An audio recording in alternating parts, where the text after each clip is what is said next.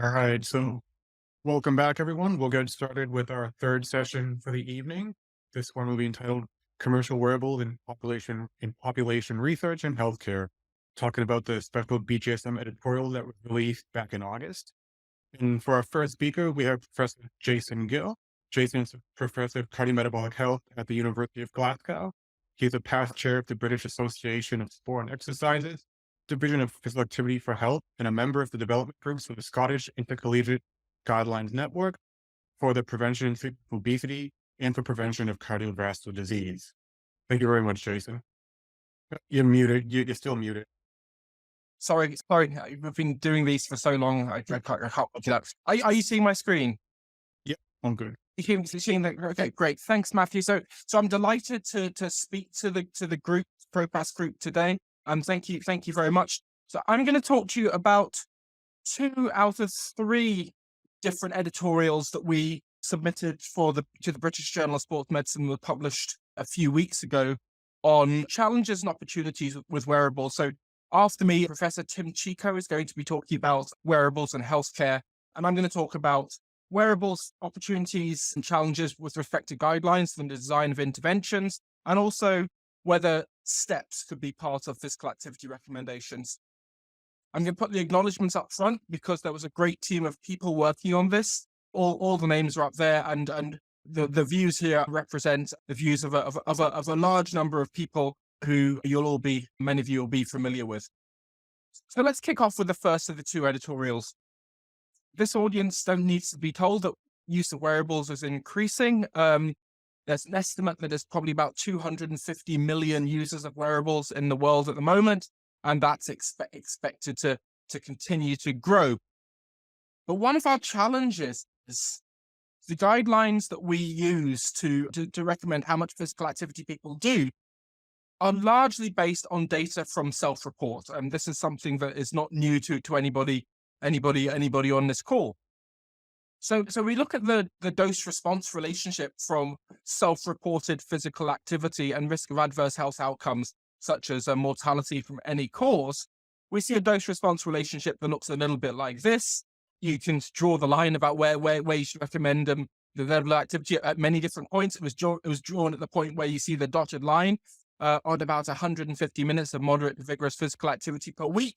And that gives you about a 30% lower risk of all-cause mortality. And then what we see is you get the maximum benefit where the line plateaus out at about 500 minutes of physical activity, moderate to vigorous physical activity per week. And of course, you all know that when we measure physical activity using a device, we get different numbers. So there've been a number of different studies that have been published. I've just picked this harmonized meta-analysis from North England. It was published a few years ago in the BMJ. And what we see is if you want to get to a 30% lower risk compared to people that are inactive, when you're looking at physical activity measured using a device, it's about 35 minutes a day. And if you look at the maximum benefit you get, it occurs at about 20 minutes per day or 140 minutes per week. So what we've got is very different numbers about how much physical activity we need to do to optimize health, depending on whether you measure physical activity by self-report or whether you measure it using a device. So what I've shown is a bit on the example one, really, that what you find is people over-report continuous blocks of physical activity. So if you ask people in a questionnaire how much activity they do, they think of a block of time in which they're active and they assign that whole time to physical activity. But the reality is what's happening at the bottom of the picture is there's variable amounts of physical activity. So the amount of physical activity that's measured by a device is actually smaller than the amount people actually do. And this leads to challenges with recommending how much physical activity we need. But there's another side, which is devices. So questionnaires don't really pick up the incidental activities of daily living, particularly vigorous incidental activities of daily living that we do. So this is an example. So if somebody's walking up the stairs or carrying shopping, they might do a minute, 2 minutes, 3 minutes at a time of vigorous physical activity that you won't pick up. So questionnaires overestimate the amount of time we spend in continuous physical activity, and they underestimate the time we spend in sort of intermittent small bouts of incidental activity. So this is a paper that Manos and Matthew led on. published in Nature Medicine last year, which shows that when you look at these very small intermittent amounts of physical activity during a day, which were called VILPA or vigorous intermittent physical activity, so 2 or 3 or 4 minutes per day, seems to substantially reduce risk of all-cause mortality. And this is in people who report doing zero leisure time physical activity. So these small incidental activities of daily living appear to be important, and these are not captured in recommendations for physical activity at all. So one of the lies that came out of this first review is that the guidelines actually reflect the dose-response relationship between what people think they're doing, perceived physical activity, than what people are actually doing when you measure it using a device. And this means that the numbers in terms of how much physical activity we need to be doing for our health might be different from what the guidelines are currently saying. So there's a challenge here, because the self-reported numbers for how much physical activity we need to do are probably not correct. The device-based measures are probably closer to being correct. But which number should we use in the guideline? If we use a device-based measure, how do people who don't have a device know whether they're doing the appropriate amount of physical activity? And this is different from surveillance. You can do the surveillance and match it up, but this is the average regular person on the street. How do they know whether they're meeting the physical activity guidelines? The current data suggests about 4% of the population have a wearable device which can measure physical activity. Similarly, if you go the other way, if you stay with the self-report, when you're trying to measure physical activity using a device, you're not measuring the right thing, and actually having two different numbers might be confusing. So there's a challenge here. So what are the consequences of this choice? There are also some opportunities to maybe do things a little bit differently. And I'm just going to explore some of the opportunities and challenges that we might have over the next few minutes. And the first of this, and this is, I think, the most exciting bit, is there is an opportunity to develop new approaches to encourage people to become more active. So lots of the work that the ProPASS consortium have led on, given us huge new insights into how dose and pattern of physical activity influence health outcomes. So some really, really exciting data have been generated. I think where there's a gap is that we can leverage this data to try and develop new approaches to help support people becoming more active. For example, some people might be put off, particularly people who are the most inactive, who would benefit the most from increasing physical activity, might be put off by the very scary big numbers current physical activity recommendations suggest. And if the story with VILPA is true, they might be able to do very small amounts of activity. So we could develop new interventions which are supported by a device, which get people to do 3 or 4 bouts of a couple of minutes of walking up down the stairs a day. And we can use the device to guide the recommendation, to guide intervention, and also monitor whether people are doing it. But we need to do trials on this. We need to do trials to say, what is the efficacy of this compared to doing nothing or compared to a conventional approach? And what's the long-term effectiveness? Are people more likely to stick to this approach over a year, 5 years, than they would with the conventional approaches? But if it does, then it increases the range of options that are available to people to increase physical activity. And we know that one size doesn't fit all. So I think there's a huge opportunity here for data scientists, like many of the people in the ProPASS consortium, and behavioral scientists and trialists to work together to do these randomized trials to work out these new approaches. We've heard about research grade versus consumer devices, and I don't really need to rehearse the arguments here. But there's a couple of things where consumer devices might provide a huge opportunity. The research devices are generally worn short term. There's issues with scalability because of the logistics of cost of delivery and return. And the wearable devices are worn long term, so we can understand things about trends and variability in activity.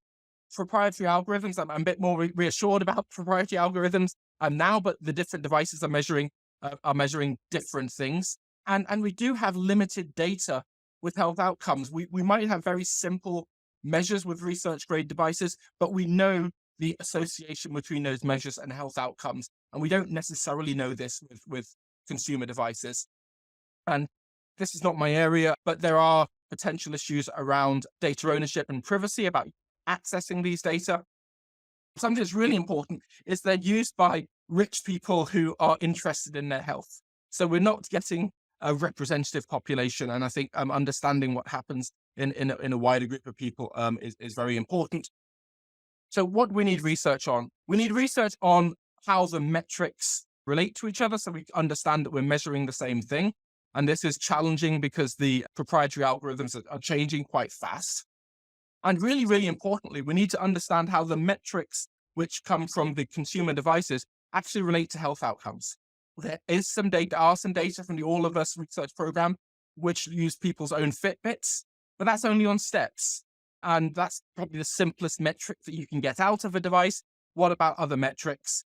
And we also need data in more diverse populations. Finally, with this first article, is if we're going to change physical activity guidelines to reflect the evidence from devices, we actually need to monitor physical activity using devices. And this presents challenges around equity and access. And this is particularly true in low and middle income countries. And we need issues about for the 95% of the population that don't own a wearable, how do they know whether they're meeting the guidelines? And having two different numbers, but this is the amount of activity you need to do if you're using a device versus this is with self-report might be confusing. But there is a potential way forward, which is using steps. And this is the content of the second of the three editorials, which was led by Manos. One of the things with steps is 93% of the population, at least in the UK, and I guess it's the same in other high-income countries, own a smartphone which is capable of counting steps. So most people have a device which they keep on them all the time that can count steps. And about 18% of the population own a wearable tracker. So there's an opportunity. We don't necessarily have the access issues if we use steps and you can count them on your phone. The other thing that's firstly helpful with steps is there isn't going to be confusion with a self-reported measure of minutes of MVP in steps. They're completely different measures, they're different units. Nobody's going to manually count their steps. So we can have a stepping target alongside an MVPA target, which is based on self-report within the same guideline without causing confusion. There are some challenges. The optimal step count probably depends on where you're placing your device. Here's some data showing that if you have a wrist-worn device, you get this sort of plateauing off with a benefit at about 10,000 steps per day, at least this population.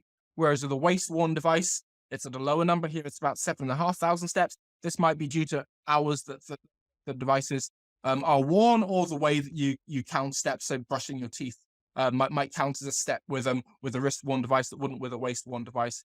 And there's also issues where the age of people might influence the optimal amount of steps. There's some evidence that suggests that the optimal amount of steps that you need to do to maximize benefit is smaller if you're older than if you're younger. But this isn't insurmountable. Steps are probably the easiest metric to harmonize, I guess. But there are differences in how they're measured in different devices. For example, static shuffling might be counted differently. And so we need to be able to make sure that we're measuring the same thing with steps. There is an issue around making sure that if we have an MVPA guideline, which is largely based on self-report, and a stepping guideline, then it needs to be complementary rather than antagonistic. And are they measuring about the same amount of physical activity? There is an issue here that steps measure all activities, at all different intensities, whereas MVPA is a subset of this. And if you just looked at 150 minutes of MVPA per week, you're looking at 2,500 steps per day, whereas people are probably accumulating maybe 5,000 or 6,000 steps from sort of light intensity activities on top of that. There is an opportunity to consider intensity-based stepping metrics to get some of this alignment with MVPA best. So, for example, the devices, you can have minutes or number of steps above a threshold, such as 100 or 110 steps per minute. And we need to do work to see the extent to which that is independently associated with health outcomes over and above total numbers of steps. But that sort of work is relatively straightforward to do with the data that we have available. So I'll just finish off by saying we're in exciting times. Wearable devices are already transforming how we research, prescribe, and monitor physical activity. And there are many opportunities. to understand how different activity behaviors and different activity metrics influence health, which I think there's lots of work being done. And I think this work is really, really exciting.